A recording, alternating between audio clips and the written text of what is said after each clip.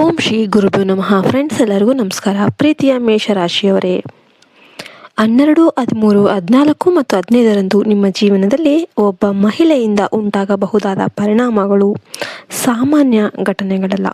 ಈ 4 ದಿನಗಳು ನಿಮ್ಮ ಮನಸ್ಸು, ನಿಮ್ಮ ನಿರ್ಧಾರಗಳು, ನಿಮ್ಮ ಭವಿಷ್ಯ ಇವೆಲ್ಲವನ್ನ ಕೂಡ ಸಣ್ಣ ಮಟ್ಟಿಗೆ ಅಲ್ಲ, ಗಾಢವಾಗಿ ಸ್ಪರ್ಶಿಸುವ ದಿನಗಳು. ಈ ವಿಡಿಯೋವನ್ನು ಸಂಪೂರ್ಣವಾಗಿ ನೋಡಿ, ಯಾಕೆಂದರೆ ಇಲ್ಲಿ ಹೇಳುವ ಒಂದು ಮಾತು ಕೂಡ ನಿಮಗೆ ಮುಖ್ಯವಾಗಬಹುದು.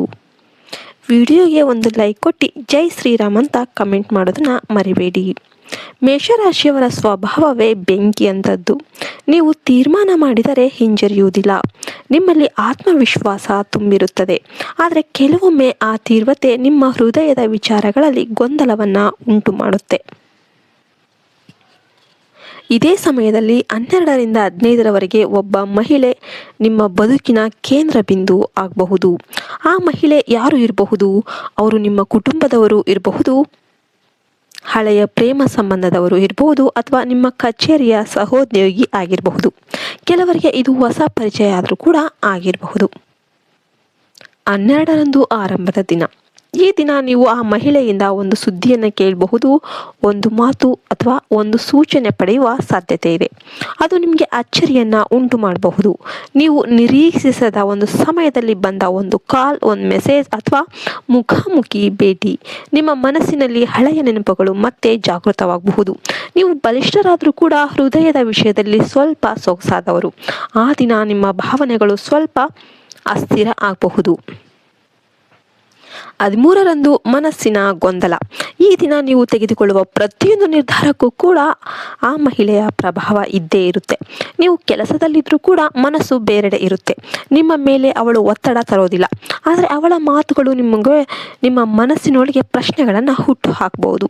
ನಾನು ಸರಿಯಾಗಿ ಮಾಡ್ತಾ ಇದ್ದೇನಾ? ಅವಳನ್ನು ನಾನು ತಪ್ಪಾಗಿ ಅರ್ಥ ಮಾಡ್ಕೊಂಡಿದ್ದೇನಾ? ಈ ಥರ ವಿಚಾರಗಳು ತಲೆಯನ್ನು ಎತ್ತಬಹುದು. 14ರಂದು ಸ್ಪಷ್ಟತೆ ಅಥವಾ ಸಂಘರ್ಷ. ಈ ದಿನ ಮಹತ್ವದ ದಿನ. ನಿಮ್ಮಿಬ್ಬರ ನಡುವೆ ಒಂದು ಗಂಭೀರ ಮಾತುಕತೆ ನಡೀಬಹುದು.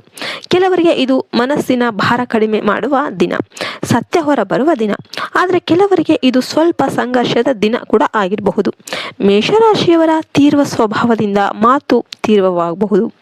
ಆದ್ರಿಂದ ಈ ದಿನ ನೀವು ಶಾಂತವಾಗಿ ವರ್ತಿಸಿದರೆ ದೊಡ್ಡ ಸಮಸ್ಯೆ ತಪ್ಪಿಸಬಹುದು.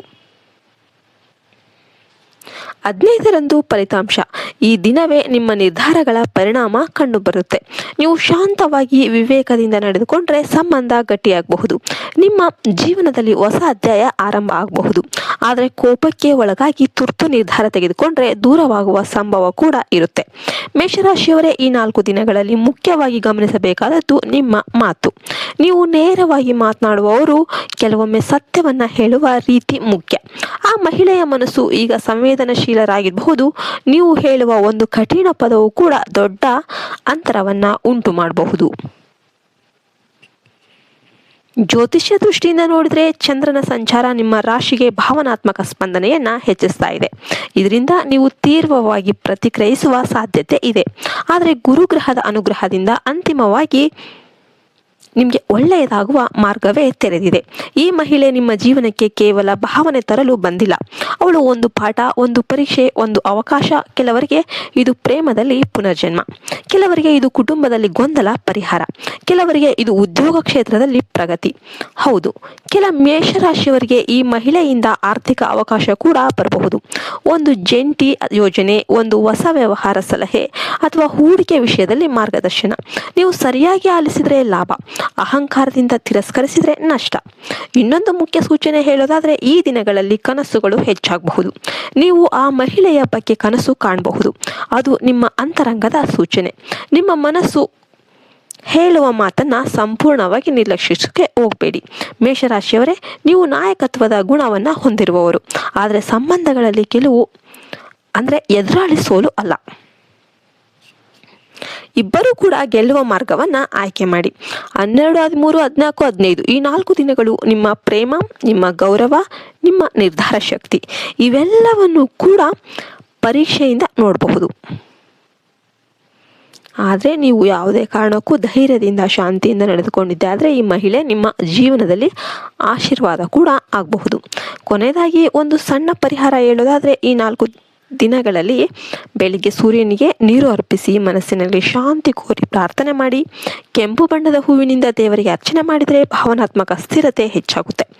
ಮೇಷರಾಶಿಯವರೇ, ಈ ಸಮಯವನ್ನು ಭಯದಿಂದ ನೋಡಬೇಡಿ, ಜಾಗ್ರತೆಯಿಂದ ಜ್ಞಾನದಿಂದ ಸ್ವೀಕರಿಸಿ.